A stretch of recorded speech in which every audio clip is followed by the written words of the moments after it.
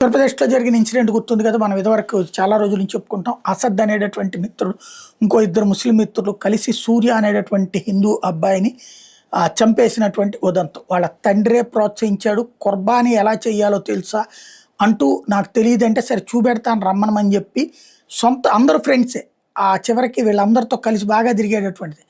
అలాంటిది పొడిచి చంపినటువంటి సంఘటన. అదేమంటే అప్పుడెప్పుడు బైక్ గురించి తగాదా వచ్చిందని ఇప్పుడు కక్ష తెచ్చుకున్నాడు. వాళ్ళ నానే చెప్పాడు ఎట్లా అన్నటువంటిది తేలింది. ఇప్పుడు ఈ అంశంలో అతన్ని ఎన్కౌంటర్ చేయడం అసద్ని ఒక ఎత్తు అయితే, వాళ్ళ ఇంటికి సీజర్ నోటీస్ ఇవ్వడం మరొక ఎత్తు. దీన్ని కాంగ్రెస్ తప్పుడుతోంది. కాంగ్రెస్ పార్టీ, ఉత్తరప్రదేశ్లో ఉన్న కాంగ్రెస్ పార్టీ దీన్ని ఆపాలని కోరుతోంది. అబ్బాయి వాళ్ళ ఇంటి జోలికి వెళ్ళొద్దు, ఎన్కౌంటర్ మీద విచారణ జరపాలి అన్నటువంటి డిమాండ్ చేసుకొస్తుంది. హుస్సేన్ దల్వాయి కాంగ్రెస్ లీడర్ ఇస్తున్న ఈ స్టేట్మెంట్ని మరి ప్రజలు ఎలా అర్థం చేసుకుంటారో చూడాలి.